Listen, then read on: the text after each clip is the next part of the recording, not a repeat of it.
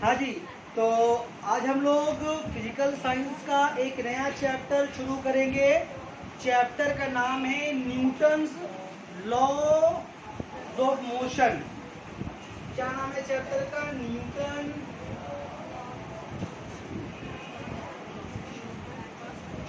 Newton's laws of motion. अरे चुपो ना बाबा, बोला ना चुप से रहो। भूख पगली है। Newton's laws of motion. इस चैप्टर को शुरू करने से पहले एक बार हम लोग एक फिजिकल टर्म पढ़ा था। हम लोग एक फिजिकल क्वांटिटी के बारे में पढ़ा था। लाइफ साइंस से पहले वाला क्लास में खत्म किया था। नाम था उसका फोर्स, कुवत। एक बार उसको हम फिर बोल दे रहे हैं, तब यहाँ बात आगे समझ में आएगी। तो फोर्स के बारे में क्या पढ़ा था हम लोग? अगर आपको नहीं याद है सुन लीजिए, अगले दिन सुनेंगे हम। लिखा के कॉपी में लिखा था फोर्स क्या चीज़ है, उसका वेक्टर वो स्केलर क्वांटिटी है, वेक्टर क्वांटिटी है, और उसका यूनिट भी लिख गया था हम। तो नहीं कि वो सुनेंगे हम। अभी हम दोहरा दे रहे हैं। क्या चीज़ बताया था फोर्स के बारे में? फोर्स के बारे में ताकत जो चीज़ है, उस ताकत के बारे में क्या बताया था? क्योंकि फिजिकल साइंस की दुनिया में ताकत का दो ही काम है। ताकत का दो ही काम है। ताकत का काम क्या है? कि वो किसी रेस्ट वाली चीज़ को मोशन में ला दे और मोशन वाली चीज़ को रेस्ट में ला दे। फिर आइए क्या घूम के? रेस्ट एंड मोशन, है ना? ये भी घूम के आइए ना। तो इसका भी तारीख हम सुन सकते हैं नेक्स्ट डे। बताओ रेस्ट क्या चीज़ है? तो जब कोई शय कोई चीज़ वक्त के साथ अपने आस पास की चीज़ों के लिहाज से अपनी जगह नहीं बदलती तो बोलते हैं रेस्ट है। जब कोई चीज़ कोई शय वक्त के साथ आस पास की चीज़ों के लिहाज से जगह बदलती है तो उसको बोलते हैं मोशन है। ये कहाँ से कहाँ निकल गया हम लोग? अभी चलेगा फर्स्ट शब्द में चलेगा। तो फोर्स क्या बताया? फोर्स एक ऐसी चीज़ है, एक ऐसा फिजिकल क्वांटिटी, एक ऐसी तभी मिकदार है जो किसी हरकत वाली चीज़ को रेस्ट में ला दे और रेस्ट वाली चीज़ को, यही काम है उसका। तो ताकत का जो हम लोग के दिमाग में जो आम सेंस है ताकत मतलब वो ताकत कुछ नहीं है साइंस में। साइंस का में ताकत का दो ही काम है। क्या? हरकत वाली चीज़ को सुकून में ला दे, यानी कि मोशन वाली चीज़ को रेस्ट में ला दे, झाकर कहते हैं गुड नाइट करने, और रेस्ट वाली चीज़ को मोशन में ला दे। बस फोर्स का यही काम है। ठीक है ना? इसके अलावा ताकत का कोई और काम बताएं हमको। इसके अलावा ताकत का और दुनिया में कोई काम नहीं है। आप जो भी इस्तेमाल करें ताकत, इसी दो मकसद के बिना पर। अभी आपको शोकेस को आपको यहाँ से वहाँ ले जाना है, कैसे जाएगा? कैसे जाएगा? ताकत लगानी होगी तो एक से नहीं होगा, दो आदमी, दो से नहीं होगा, तीन आदमी होगा ना। तो ताकत लगाएंगे तो क्या होगा इसमें? ये भी रेस्ट में मोशन में आएगा ना। ताकत लगाने से मोशन में आएगा? ऐ शोकेस जा, नहीं आएगा। बात समझ में आ रही है? या अगर आप क्रिकेट खेल रहे हैं, सामने से एक बॉल स्पीड में आ रही है, बाउंड्री की बॉल आपको रोकना है, तो ताकत लगाना पड़ता होगा ना? नहीं पता है? बहुत तेजी से बॉल आ रहा है, कैच करना है, ताकत लगाना पड़ता है ना। तो ताकत क्या लगता है उसमें? क्या करते हो वहाँ पर आप वहाँ पर हरकत वाली चीज़ को बोल दो ना, रेस्ट में ला देते हैं ना। नहीं बात समझ।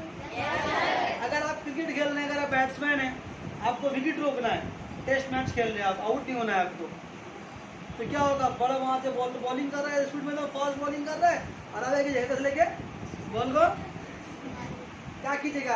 वहीं पर उसको रेस्ट में ले आइएगा। ताकत लगा के फेंका और ताकत लगा करके तो आप क्या किए? मोशन की चीज़ को रेस। भाई यही दो काम है साइंस में। तो मिसाल दे रहे, खेल का मिसाल दिए हैं, लेकिन यही काम है। रेस का चीज़ को मोशन में लाते हैं, मोशन का चीज़ को रेस में लाते हैं। घर गए गड़बड़ कर दिया, भी चम्मच लगा के मार दी, चम्मच पकड़ लिया, मोशन का चीज़ को रेस्ट में कर लिया। कभी की चप्पल से ही पड़ता है, पता ही होगा तुमको। तो फोर्स का भाई दो ही काम है। ज़हन में बात रहेगी। रेस्ट की चीज़ को मोशन में लाना, मोशन की चीज़ को रेस्ट में लाना। लेकिन एक शर्त है। क्या शर्त है? ये जो कुव्वत है, जो फोर्स है, इसको हमेशा आपको उस चीज़ के बाहर से लगाना होगा, अंदर से नहीं। बाहर से मतलब जिस चीज़ को आप मोशन में लाना चाह रहे हैं या जिसको आप रेस्ट में लाना चाह रहे हैं, तो आपको उसके ऊपर ताकत जो अप्लाई कीजिएगा, फोर्स की जो अप्लाई कीजिएगा, कहाँ से कीजिएगा? जमाई लेकर के। कहाँ से कीजिएगा? बहुत भारी है। क्या करेंगे? ताकत को बाहर से लगाएंगे। मिसाल से बताया था इसका ना, जैसे मान लीजिए इसी सोचे को घसकाना हमको, तो हम लोग 3 लोग बैठ जाए इसके ऊपर, इसके ऊपर बैठ घसकाए, 2 इंच ना हिले, गिरा देंगे उसको, घसका नहीं पाएंगे। ठीक है ना? ऑटो का मिसाल भी दिया था, चेयर पे बैठ के मिसाल दिए थे। अभी चेयर को हम चाहे तो उठा सकते हैं ऐसे करके, ठीक है, उठाएंगे नहीं, उठा सकते हैं उसको, सकते हैं, लेकिन बैठ जाने के बाद अभी एक उंगली से ऐसे कर दे रहे, मंजूरी आ गई मेरे अंदर। लेकिन अगर बैठ जाएंगे इसके बाद तो ये एक ही जमीन से उठेगा नहीं। क्यों? क्योंकि उस ताकत लगाएंगे वो क्या होगा? ये चेयर के अंदर बैठ के ताकत होगा। अभी जो लगा रहे हो चेयर से, किसी कभी भी किसी को घसकाएं या रोके, वो कहाँ से? अब बाहर से रोके, अंदर से कभी नहीं। तो अगर कुछ रेस्ट में है, उसको मोशन बनाना है, मोशन से रेस्ट बनाना है, तो उसको ताकत बोलना कहाँ से लगाएगी? इसीलिए फोर्स को क्या बोलते हैं? फोर्स एक एक्सटर्नल एजेंसी है। मेरा घड़ी किधर चला गया? हाँ, फोर्स क्या चीज़ है? एक्सटर्नल एजेंसी है। तो कोई अगर आपसे पूछे तो क्या बोलेगा? फोर्स क्या चीज़ है? बोलेगा फोर्स एक एक्सटर्नल एजेंसी है, या उर्दू में बोल सकते हैं बैरूनी सबब है, खारजी सबब है, जो बोलना है बोल सकते हैं आप भी कुछ नहीं बोल सकते हैं, मतलब कुछ मतलब जो मानने वाला हो। ठीक है? तो फोर्स एक एक्सटर्नल एजेंसी है, इसका काम है रेस्ट की चीज़ को मोशन में लाना और मोशन की चीज़ को रेस्ट में लाना। ठीक। अब फोर्स के बारे में क्या बताया था? फोर्स एक वेक्टर क्वांटिटी है। क्यों फोर्स एक वेक्टर क्वांटिटी है? जब किसी चीज़ पे हम ताकत लगाएंगे, फोर्स लगाएंगे, तो वो चीज़ उसी तरफ हरकत करेगी जिस तरफ ताकत लगाई गई है। क्या ख्याल है? नहीं है?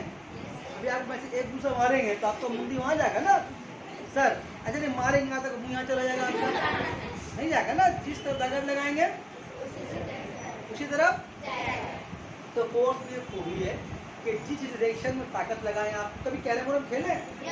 जहाँ ताकत लगाते हैं स्ट्राइकर वहीं जाता है। अब ऐसे वहाँ पे जा रहे हैं, प्रॉफिट कर रहे, तो यहाँ थोड़ा भागता है स्ट्राइकर, अब लड़ जाएगा वो अलग बात है।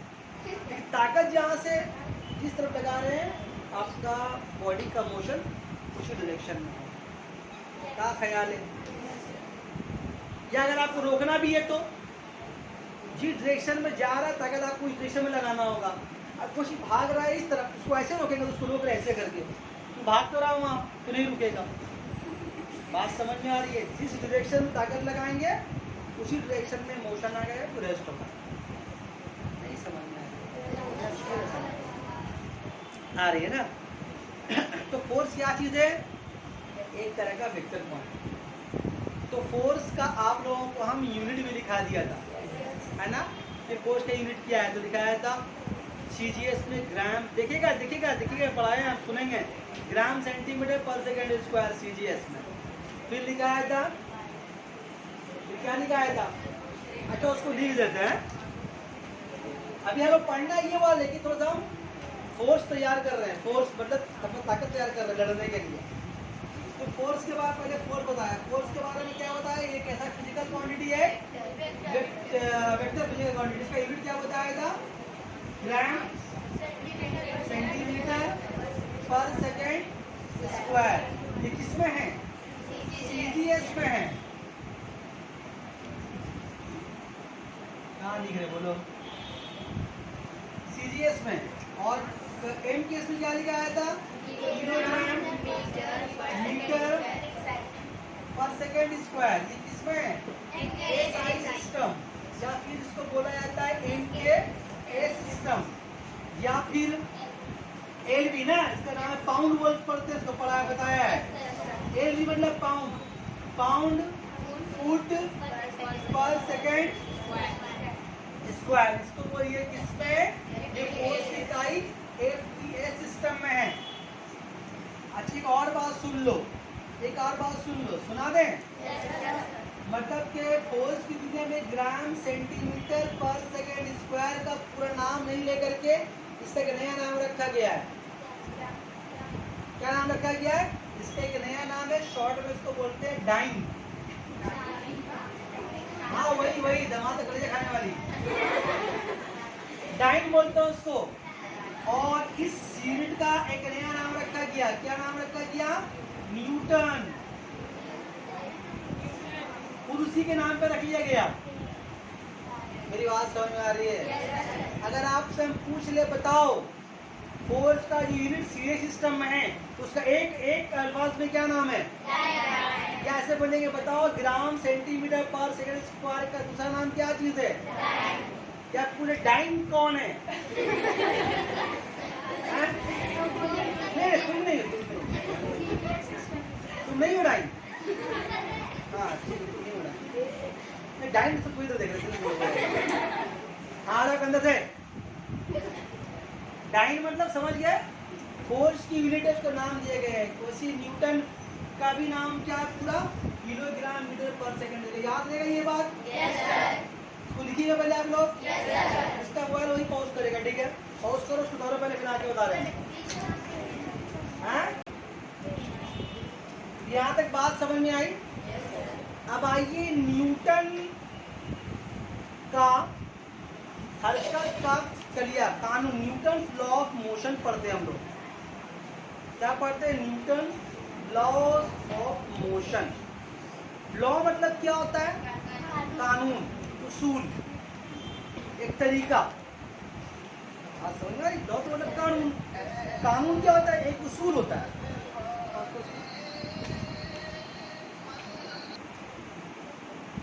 लॉ मतलब क्या होता है?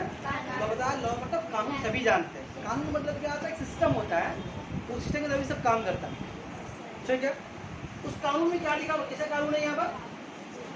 मोशन का कानून। मोशन मतलब क्या होता है? हरकत करना।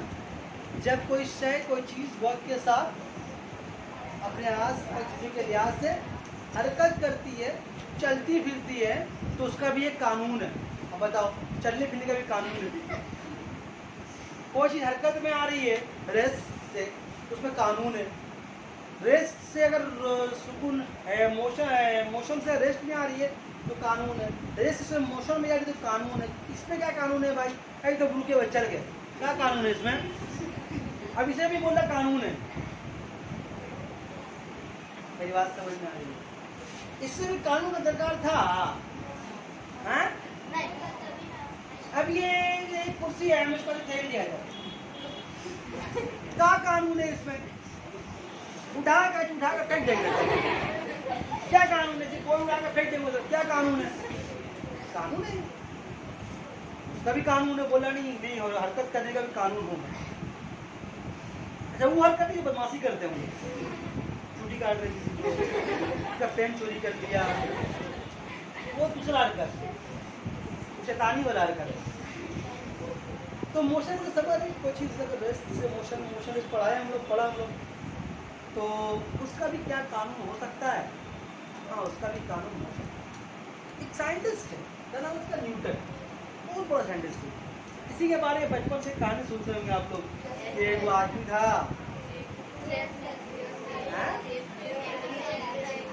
ठीक, किससे मिला?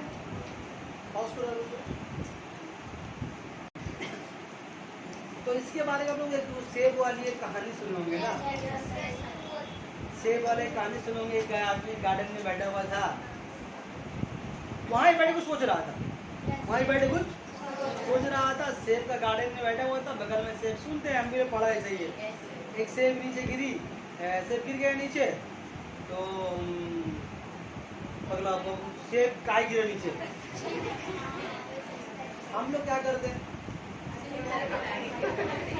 क्या उठाते? अब सेब उठाए, सोच रहे हैं कि सेब टूटा है दरख्त से, तो नीचे क्यों गिरा, ऊपर क्यों नहीं गया?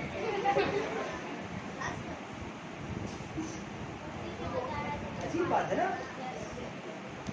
अब ये एक वाक्य के सामने पेश आया और ये पेश आई इस वाक्य में इतना सोचा कि साइंस में एक नया ब्रांच का डिस्कवरी कर दिया। इसका नाम है ग्रेविटेशन, ग्रेविटी। और कितना काम उस वक्त से लेके आज की दुनिया में कितना तरक्की उसी के लॉ के बिना पर हुआ, उसी के थ्योरीज के बिना पर हुआ। कितना कितना बड़ा बड़ा साइंसी डेवलपमेंट हुआ उसकी उस सोच के बिना पर। सोचने के बाद बैठा, कलम को क्लियर हिसाब किताब किया, कर वर के एक नया चीज निकाल दिया, ग्रेविटी, ग्रेविटेशन। कि कोई चीज ऊपर से नीचे ही आती है, क्यों आती है, नीचे ऊपर क्यों नहीं चली जाती है। अब उसे इतना कुछ लिखा, इतना कुछ डिस्कवरी और इतना कुछ ईजाद कर दिया उसके बिना, वो क्या आप इमेजिन नहीं कर सकते कि आपको हम लफ्ज़ों में बयान नहीं कर सकते कितना डिस्कवरी कर दिया इसके बाद, और कितना फायदा हम लोग आज की दुनिया में उसे पहुंच रहा है। मेरी बात समझ में आ रही? तो ये था वो साइंटिस्ट। और साइंटिस्ट लोग जो होता है ना, वो हमारे आसपास होने वाली चीज़ों को ना, वो हम लोग की तरह नहीं देखता, वो अलग तरीके से देखता है। मतलब कुछ चीज़ आप देख रहे हैं, हम सब एक तरह से देखें, लेकिन वो देख रहा है अलग तरह से। नई बात समझ, मान लीजिए जैसे कि अभी लड़की का दुपट्टा देखिए, कौन कलर का है? येलो कलर का। सही बोलेगा, येलो कलर का।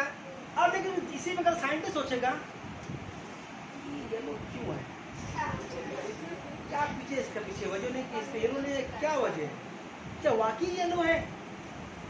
सवाल है भाई, क्या ये वाकई येलो है? बताइए हमको, वाकई येलो है? सब मान रहे येलो है, पक्का। अभी यहाँ पर ये 4 लाइट जल रहा है, हम यहाँ पर बंद क्यों करेंगे? हम कर देंगे लाइट पूरा ग्रीन। अब उसका कलर जो है लगेगा आपको ब्राउन कलर देखने में लगेगा। अभी तो आप बोले थे येलो है, येलो बोले आप ना, लेकिन क्या हो रहा, आप उसको ग्रीन लाइट देखिएगा तो फिर आपको येलो नहीं लगेगा। कभी ऐसा हुआ लाल कपड़ा, लाल अच्छा कर लड़की के बोले लाल कपड़ा पहनेंगे, खाला शादी में गई है और हेलोजन बत्ती लगा हुआ है बहुत सारा, पहन के आए काला काला देखना कपड़ा कैसा हो गया, ऐसा हुआ है कभी नहीं वैसा, लड़की लोग का हुआ होगा। लेकिन बोलो ना, वो है ना बहुत जगह ऐसा होता है, जिसका मतलब जो चीज हम देख रहे हैं असल वो चीज वो है नहीं। अभी दुपट्टा पीला अब नहीं, अभी था, अरे दुपट्टा लेकिन पीला, अरे बोल दो, अभी लड़का व्हाइट कुर्ता पहन गया, ये भी व्हाइट, ये व्हाइट है ना ना ना, तो ये क्या आप क्या बोला कि साइंसदान लोग जो होता है ना, साइंटिस्ट सोचता है, वो दुनिया को ना हमारे और आपके नजर से नहीं देखता है, वो दुनिया को ना अलग नजर से देखता है। वो चीज़ देखता है जो चीज़ हमारा देख नहीं पाते, तभी तो नया चीज़ याद करता है वो। और ये लोग आम इंसान से हट के रहता है, बिल्कुल हट के रहता है। हम लोग को लगेगा पागल है, हम लोग को लगेगा पागल है, ये सच्ची में लगेगा पागल है। तो ये सब बहुत लंबी लंबी कहानी फिल्म रही है, होगा नहीं फिर कितना सुनाएंगे, कहीं मौका मिलेगा तो बताएंगे। बारिश का उसी मौसम होगा, बारिश होगी पढ़ाई नहीं होगा, बताएंगे। आगे बढ़ते हैं, एक मिसाल दे रखा है न्यूटन का, बहुत बड़ा साइंटिस्ट, बहुत बड़ा, मतलब साइंस की कौन सी दुनिया में इसका किरदार नहीं है।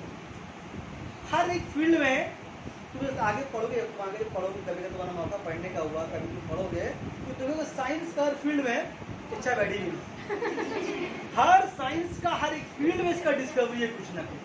क्या करंट बोलो तो वहाँ भी इसका रोल है, क्या ग्रेविटी तो है ही है, rest and motion, machine, mechanics, मतलब कहाँ कहानी है, हर जगह मौजूद है ये, और हर जगह इसका मतलब कुछ ना कुछ रोल है, उसका थ्योरी काम करता है।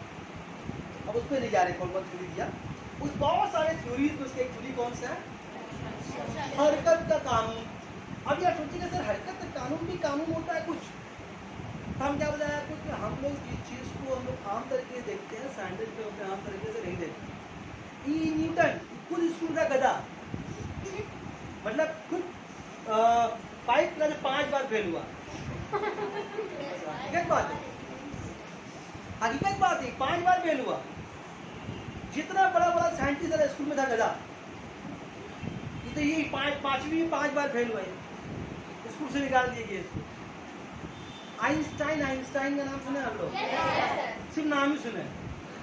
वो एक बहुत हेवी थ्योरी दिया, वो थ्योरी अभी आपको समझ में नहीं आएगा क्योंकि अच्छी आदमी को समझ थ्योरी नहीं आता। उस थ्योरी का नाम है थ्योरी ऑफ रिलेटिविटी। कहीं मौका मिलेगा तो बारिश को तो बताएंगे। सिर्फ सुन के रखिए, थ्योरी ऑफ रिलेटिविटी। वो ऐसा थ्योरी दिया, ऐसा थ्योरी वो जो दिया कि एक आम इंसान उस थ्योरी को सोच भी नहीं सकता था।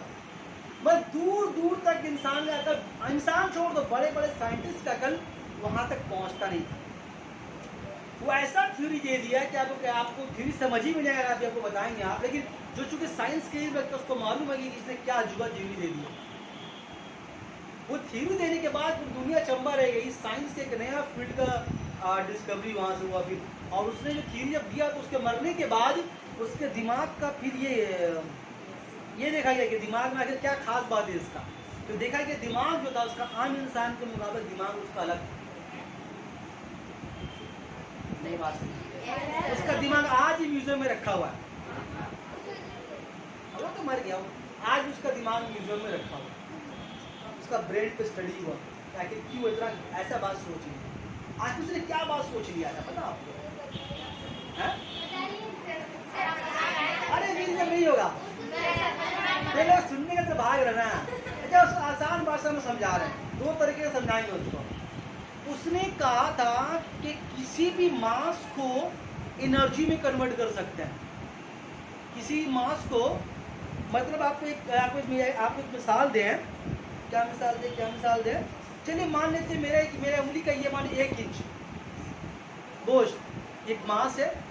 इस मास को कंप्लीटली एनर्जी में कन्वर्ट कर सकते हैं। उससे पहले ये बात समझ ले, दुनिया में पूरी दुनिया ये समझती थी कि मास को ना ही पैदा कर सकते हैं ना ही फना कर सकते। कभी ना कभी पढ़ोगे आप लोग, मादे की मजबूरी मिकदार टोटल जो मैटर क्वांटिटी दुनिया में कांस्टेंट है, ये ना ही नया पैदा होगा ना ही आप इसको खत्म कर सकते हैं। आप जो मास है आप खत्म नहीं कर सकते हैं। हाँ, उसका शक्ल, जगह, पोजीशन चेंज होता रहता है, लेकिन वो दुनिया में रहता है, किसी ना किसी शक्ल में मौजूद रहता है। अब ये पेन है, ये पेन कभी जिंदगी खत्म दुनिया से खत्म हो सकता है? कभी नहीं खत्म होगा। ये खराब होगा, बाहर फेंक देंगे, डस्टबिन में फेंक देंगे। डस्टबिन में जाकर यहाँ से क्या होगा, वहाँ से डस्टबिन निकालेगा, इसको देखेगा अल्युमिनियम में, इसको चल जाएगा कहाँ पर, एल्यूमिनियम कंपनी में, तो पिघला के बना देगा फिर एल्यूमिनियम। प्लास्टिक गला के फिर प्लास्टिक का बोतल बन जाएगा, कुछ ना कुछ इसका, लेकिन ये खत्म दुनिया से नहीं होगा। मेरी बात समझ में आ रही है? तो बाकी खत्म आप सोच के देखिए, कभी दुनिया में कुछ खत्म नहीं होता। यहाँ तक हमारा आपका बॉडी, हम लोग जब मरते तो हम लोगों के ऊपर क्या रहता है, सिर्फ रूह जाती है ना, बाकी बॉडी कहाँ रहता दुनिया में। तो जो दुनिया में खा पी के बॉडी मांस बनाया, तो मांस कहीं लेके जाते नहीं हम लोग, मांस भी यहीं पर वो छोड़ के जाते, मिट्टी में गल जाते, फिर वो केमिकल मिट्टी में शामिल हो गया, तो मांस कभी खत्म यहाँ से कौन जाता है, रूह जाती है ना। मेरी बात समझ में आ रही है? तो उसने तो दुनिया में उस वक्त तक सब लोग ये जानते थे कि मांस जो है उसको कभी भी खत्म नहीं कर सकते, ना ही कभी उसको पैदा कर सकते। हाँ, उसका शक्ल हाँ, आपको लग सकता है कि सर कोयला जला है राख बन गया, कोयला भर तो राख हल्का है, कोयला खत्म नहीं हुआ।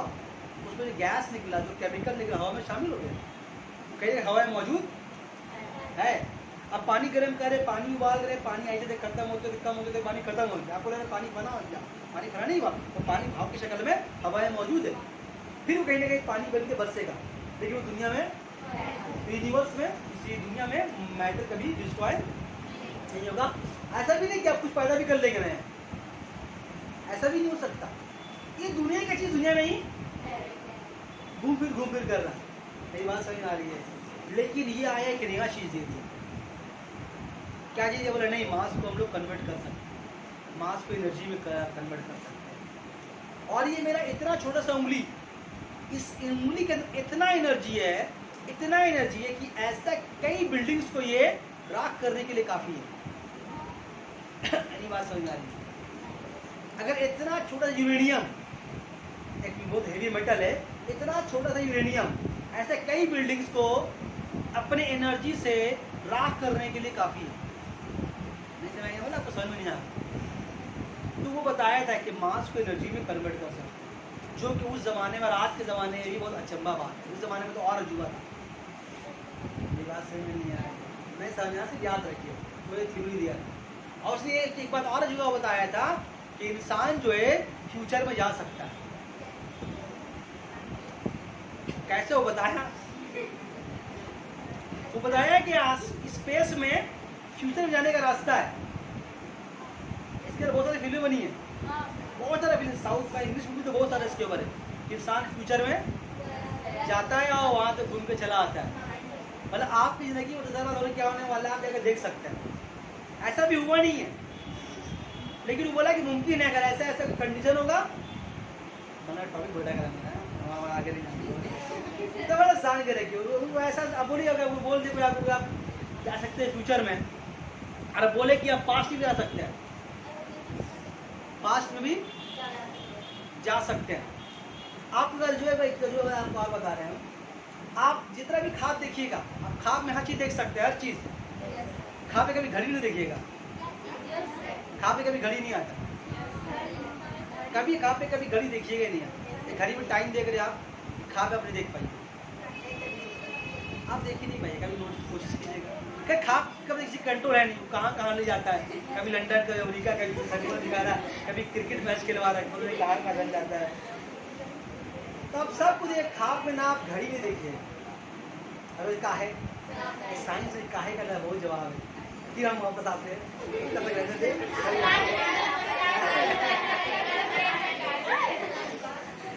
बता देंगे काम पे रहते जो शुरू किए तो वो पढ़ाई नहीं हो रहा, असर हो रहा है कि पढ़ाई नहीं हो रहा। साइंस लीजिए ऐसा कहाँ चला गया। हम बता रहे साइंटिस्ट के बारे में बात बता रहे थे ना। एक साइंटिस्ट का नाम और सुन लीजिए, तो आइंस्टाइन के बारे में बताया, तो खुदी के बारे में, न्यूटन के बारे में। एक साइंस है एडिसन, नाम में एडिसन का। हाँ, पूरी दुनिया में सबसे पहले इंसान जो बल्ब इजाद किया, दुनिया को रोशनी पहले उसने दिया, और उसी की बिना पर दुनिया में लाइट, फिर बल्ब से क्या क्या बना आज फिर बल्ब लाइट है। मतलब डेवलपमेंट होता रहा उसमें, लेकिन बल्ब इजाद किया एडिसन ने। पता उसको स्कूल से निकाल दिया गया था। उसका स्कूल में उसका प्रिंसिपल लेटर लिखा और मोड़ के दिया, वो जाके अपनी माँ को दे देना, अगर माँ को दे देना। जब माँ लेटर पढ़ती है तो लेटर में लिखा रहता है, माँ बोलती है कि लेटर में लिखा हुआ है कि मेरा आपका बच्चा बहुत ज़हीन है, बहुत इंटेलिजेंट है, इतना इंटेलिजेंट है कि आपके बच्चों को हम स्कूल में पढ़ा, तो मेरा बच्चा, आपका बच्चा बहुत हाई लेवल का, मेरे स्कूल लेवल का टीचर मौजूद नहीं है। वो खुश हो जाता है। तो इसके काम की घड़ी में आप पढ़ाइए। उस माँ उसके बाद मेहनत करती है, खूब मेहनत करती है, और इतना फिर वो तरक्की करता है कि एक ज़माने में साइंटिस्ट बनता है। और एडिसन जो साइंटिस्ट था वो बल्ब इजाद करता है, आपको दुनिया को रोशनी देता है। उसको स्कूल से निकाल लिया गया था गधा होने की बिना।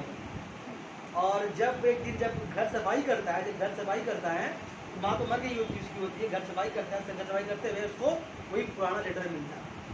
जब पढ़ के खोलता है वो, उसकी माँ ने रहती देखता, उसमें लिखा रहता है कि आपका लड़का बहुत पुंजायन है, इतना गधा है, बेवकूफ़ है कि इसको स्कूल में पढ़ाना मुमकिन नहीं है, इसके लिए अलग स्कूल होता है जो पागल टाइप के, उसको वहाँ एडमिशन दिया हमारे स्कूल में।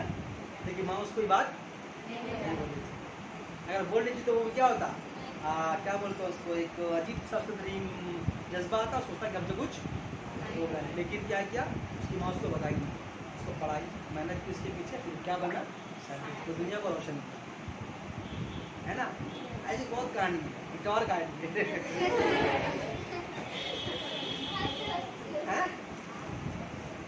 एडो को सुनाए कहानी, नाम बोल रहे, कभी याद दिलाएंगे। स्टीफन फ्लेमिंग नाम सुना है? अभी कुछ साल पहले हमारा स्टीफन फ्लेमिंग एक चेयर में का साइंटिस्ट था, पाइस टाइप का। नहीं कभी देखे स्टीफन फ्लेमिंग का? कोई नहीं देखे स्टीफन फ्लेमिंग। कुछ साल पहले हमारा वो चेयर में बैठ रहता था, और सारा कंप्यूटर सारा चीज़ का चेयर में होता था। कई साल से पैरालिसिस मारा हुआ था, वो पैरालिसिस था, दिमाग मतलब उसका सब कुछ बॉडी पूरा यहाँ से यहाँ तक पूरा पैरालिसिस, उसका दिमाग चलता है और आँख का पलक चलता है। अभी वो साइंटिस्ट कुछ साल पहले मरा। कभी सर्च कीजिएगा जाके, सॉरी फ्लेमिंग नहीं बोल रहे, स्टीफन हॉकिंस जाके सर्च कीजिए यूट्यूब में, फिर आप खुद पूछिएगा ना, खुद समझ जाइएगा कौन था वो। उसके बारे में कभी जो इम्पोर्टेंट बात है उसका वो लाइव हिस्ट्री में बताएंगे, लेकिन अभी देखना यहाँ चलते हैं, ठीक है। ऐ यार जरा हो गया। तो न्यूटन ने क्या किया, इस तरह से न्यूटन ने, हम खुलासा ये कि साइंटिस्ट लोग दुनिया को, जिंदगी को हमारे रब की तरह नहीं देखता, ठीक है ना। हाँ, वो लोग का देखने का नजरिया अलग होता है। अब आइए तो थोड़ा सा मजा आता है बात में। अब आए न्यूटन ने ऐसा मोशन में क्या देखा। आपने न्यूटन ने जो लॉ दिया ना, जो लॉ जो कानून दिया, अगर आप सुनेंगे पढ़ेंगे तो बोलेगा हाँ रे अच्छा ठीक है बोली से किस बोली से किस बात है, क्या बोला बताओ। वो बोला देखिए जब कोई चीज़, हम पहले लॉ बता रहे हैं अपने भाषा में, आसान भाषा में बता रहे हैं, आप बुक से पढ़ सकते हैं, बुक सुनेंगे लेकिन नहीं।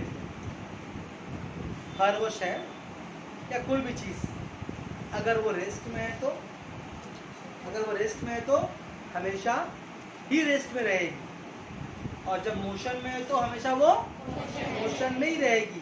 कब तक?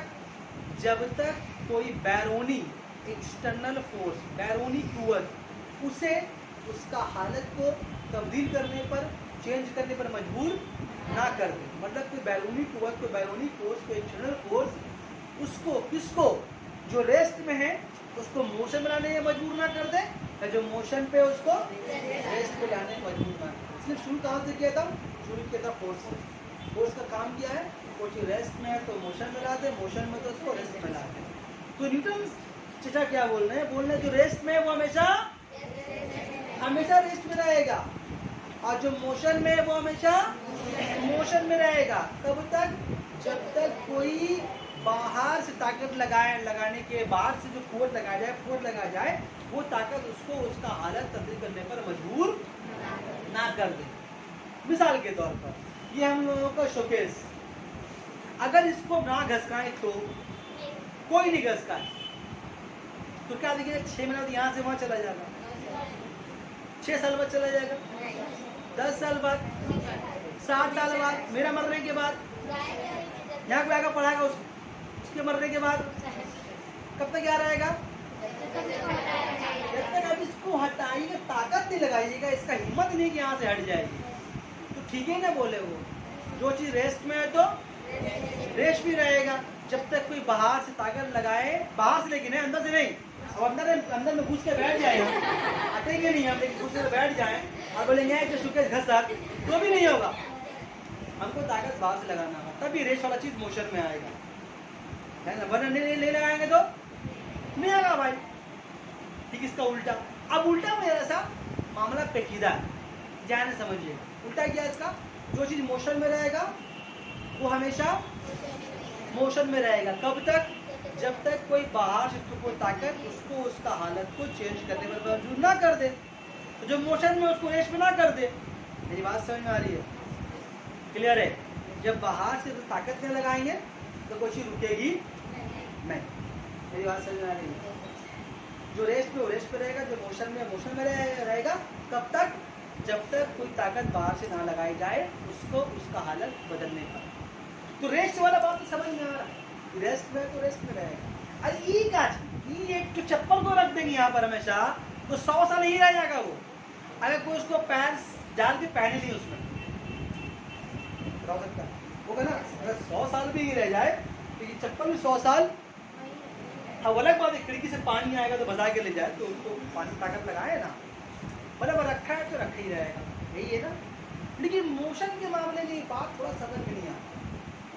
अगर कोई मोशन में है तो वो मोशन में उस वक्त तक रहेगी जब तक कोई ताकत उस पर लगाई ना जाए, ठीक। लेकिन प्रैक्टिकली हम लोग देखते हैं कहीं भी ये बात फिट नहीं बैठ। जैसे आप एक बॉल में, एक फुटबॉल में भरा जाए और जोर से किक लगाए, फुटबॉल को लगा दिए, बॉल जा रही है। लेकिन एक टाइम ऐसा आता है कि बॉल वहाँ तक किसी ने बॉल के ऊपर हाथ ताकत नहीं लगाया, नहीं लगाया है ना। न्यूटन शिक्षा के लॉ के मुताबिक क्या होना चाहिए था कि जब ताकत लगा दी तो बॉल को हमेशा चलते रहना चाहिए था। लेकिन क्या होता, बॉल कुछ दूर जाने के बाद रुक जाती है। और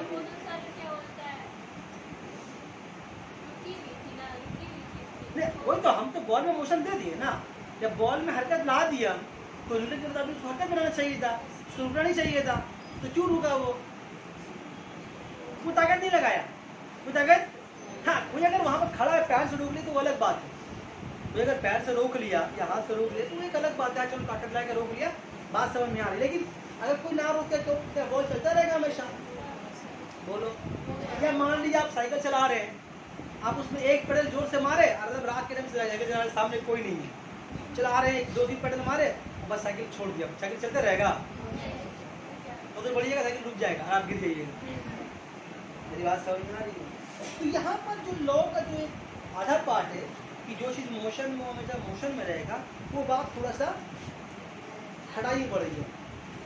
प्रैक्टिकली ये बात नहीं आ रहा। बताइए ऐसा कभी हो सकता है जो मोशन में रहे हमेशा मोशन में रहे? प्रैक्टिकल लाइफ में ऐसा होता है। और अच्छा क्या बोली ने कि वो तभी रुकेगा जब बाहर से कोई रुकेगा। यहाँ बाहर से रोक भी नहीं रहे हम लोग, तो कैसे रुक जाएगा? वही शिक्षक आत्मा कौन रोक रहा है? कौन रोक रहा है? एक फुटबॉल मारे, एक बॉल मारे, वो खुद जाके रुक जाती है, कौन रोका उसको? ताकत लगा बाहर से? नहीं लगा, फिर रुक जाता है। यहाँ पर ताकत लगा उसको, वो हमारा साइंटिस्ट लोग देखता है। तो यहाँ पर दो बहुत इंपॉर्टेंट ताकत है जो हरकत करने वाली चीज को रोक रही है, जो हमको नजर नहीं आ रहा। उस पे कौन है? उसमें एक है फ्रिक्शन फोर्स,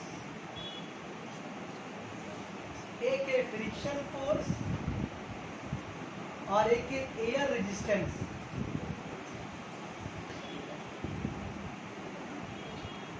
एक है एयर रेजिस्टेंस। ये दो चीज उस हरकत करने वाली शय पे हमेशा काम करती है, एयर रेजिस्टेंस और फ्रिक्शन फोर्स। एयर रेजिस्टेंस क्या चीज है आपको पता? हम लोग कहाँ रहते हैं? हम तो रहते ही मकबूल मोहल्ला, वो चीज नहीं बोलते। हम वो रहते कहाँ? हम जमीन में रहते हैं हम लोग। ये जमीन जो है इसको चारों तरफ से हवा के गिलाफ में घेरा रखा है। हम लोग हवा के, हम लोग एयर के समुद्र में रहते हैं। पता इस तरह मछली पानी में रहती है ना, तो पानी के समुद्र में रहती है। तो हम लोग इस तरह का मछली जो हम लोग पानी के समुद्र में रहते हैं। बोल रहे लग गया, साइंटिस्ट बन जाएंगे। हम ये बोल रहे कि हम लोग कहाँ रहते हैं? हम लोग हवा के समुद्र में रहते हैं। और जब हम लोग मूव कर रहे होते हैं तो ये हम हवा को काट कर आगे जा रहे होते हैं। हवा को काट कर हम लोग आगे जा रहे होते हैं। कभी कभी थकते तो थक जाते हैं। क्यों थकते चलते हम लोग? थकने का मतलब क्या? जब काम करते हुए थक रहे, थकने का मतलब क्या? काम करो तभी थक रहे। तो जब हम लोग चल रहे होते हैं तो हम लोग उसको दो फोर्स के अगेंस्ट काम कर रहे होते हैं। एक है एयर रेजिस्टेंस, हम लोग हवा को चीर के आगे जा रहे होते हैं। हम देख नहीं पा रहे, हमको याद नहीं, लेकिन हम लोग, मेरा बॉडी काम कर रहा है। कभी कभी बहुत जगह हवा चलती है बहुत तेज, तब वो समझ में आता है। कभी हवा बहुत तेज चलेगी तो आपको समझ में आएगा चलना आपके लिए मुश्किल है। और अगर आप साइकिल चला रहे हैं तो और मुश्किल है ना? ऐसा है कि नहीं? बात समझ में आ रही है? या कभी कभी अगर आप लोग क्रिकेट खेलते हो कभी, तो अगर हवा इस तरफ की है और बॉलिंग इस तरफ से कर रहे हैं आप, तो बैट्समैन पगला जाता है, कितना स्पीड से बॉल आ रहा है, अरे बाप रे बाप।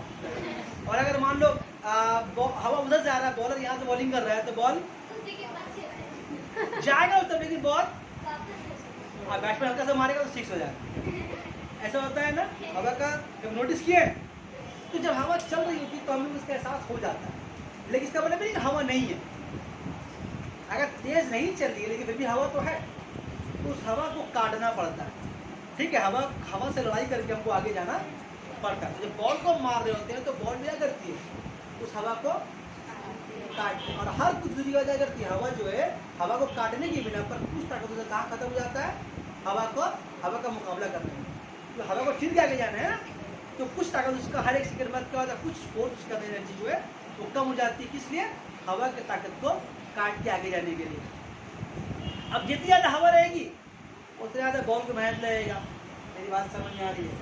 अगर बॉल जमीन में रुगड़ कर जा रहा है, रोल होकर जा रहा है, तो उस वक्त जमीन का एक फोर्स, इसका नाम है फ्रिक्शन फोर्स।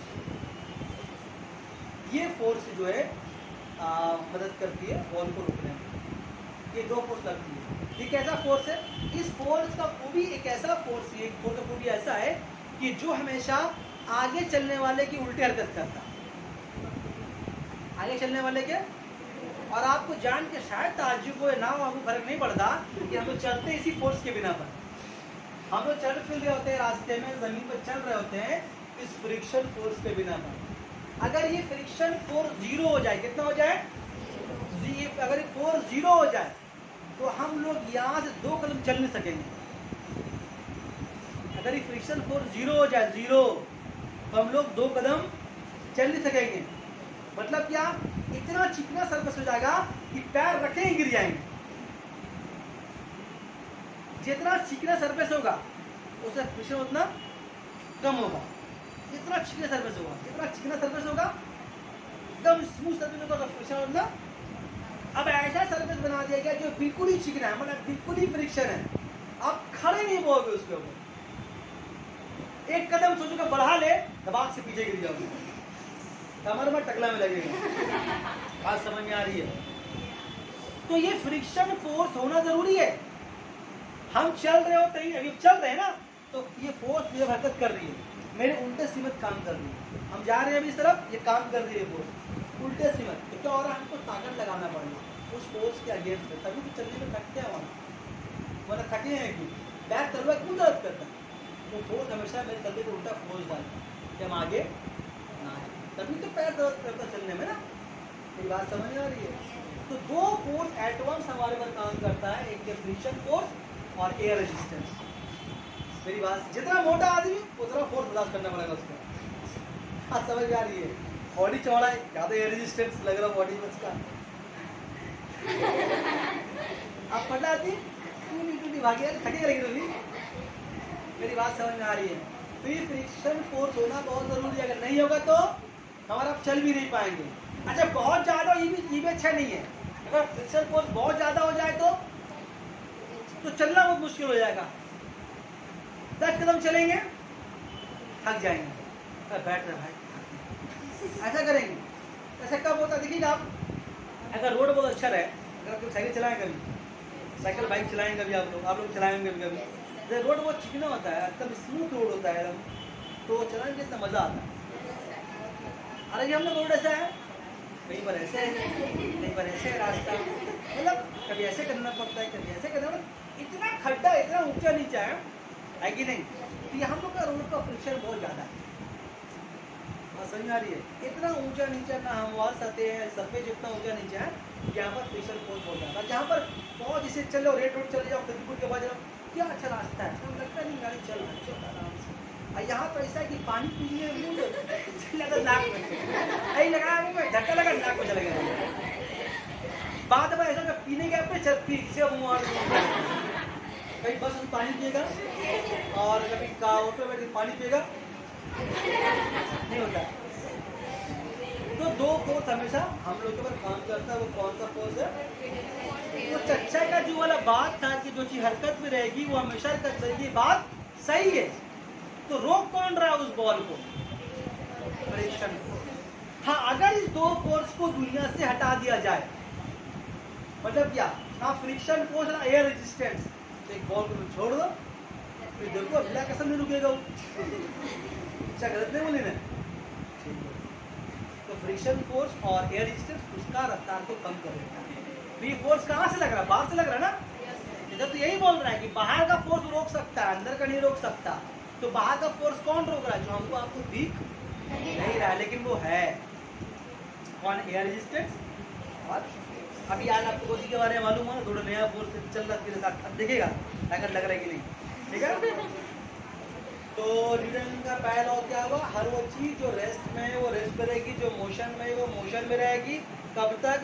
जब तक कोई बाहर से कोई ताकत उसको उसका हालत बदलने पर मजबूर ना कर दे। हालत बदलने का मतलब ये होता है कि अगर रेस्ट में तो मोशन में ना लाते, मोशन में तो रेस्ट में ना लाते। अगर ये फोर्स नहीं हो तो जो रेस्ट में वो जिंदगी भर रेस्ट में रहेगा, और जो मोशन में वो हमेशा चल रहा है तो चल रहा है, कोई कभी रुक नहीं करेगा। अगर ऐसा हो जाए, अगर ऐसा हो, इसके घर से एक बार निकला प्याज लेने के लिए, हम बोले जा बेटा प्याज ले चल, प्याज ले निकला, अचानक क्या हो, दुनिया से दोनों फोर्स खत्म हो गए। अब वो चल रहा है, रुक ही नहीं रहा, चल रहा चलते कहाँ पहुँच गया? यूपी पहुँच गया, वहाँ भी रुक रहा, दिल्ली पहुँच गया, रुक ही नहीं पा रहा। चाह के धमाक से गिरेगा तो ठीक होगा, तो रुक जाएगा। मेरी बात समझ में आ रही है? तो ये था न्यूटन का फर्स्ट लॉ। ठीक, न्यूटन का फर्स्ट लॉ से हम लोगों को दो आइडिया और मिलता है। उस दो आइडिया के बारे में, एक आइडिया के बारे में तो बोल चुके हैं, दूसरे आइडिया के बारे में हल्का सा तो इंजेक्शन देकर छोड़ दें, उसका असर अगले दिनों का। ठीक है, तो न्यूटन के जो फर्स्ट लॉ से, पहले लॉ से हम लोगों को दो चीज़ का डेफिनेशन मिलता है, दो चीज़ का तारीफ मिलता है। एक क्या मिलता है? एक तारीफ मिलता है हम लोगों को फोर्स का।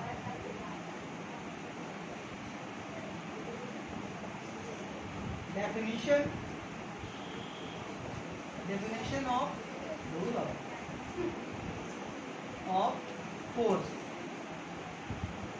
मतलब हम लोगों को न्यूटन के पहले लॉ से फोर्स की तारीफ मिलती है। मिल रहा है तारीफ। न्यूटन क्या बोला? जो रेस्ट में वो रेस्ट का, जो मोशन में रहेगा। ये काम कौन कर सकता है? फोर्स ही ना कर सकता है। उसका हालत कौन बदलेगा? फोर्स ही ना बदलेगा। तो हम लोगों को न्यूटन के फर्स्ट लॉ से, हम पर तो दिखा ही नहीं, मतलब फर्स्ट लॉ बोल ही दिया है मुझसे। फर्स्ट लॉ से क्या मिलता है? उसका तारीफ मिलता है। और दूसरा मिलता है कॉन्सेप्ट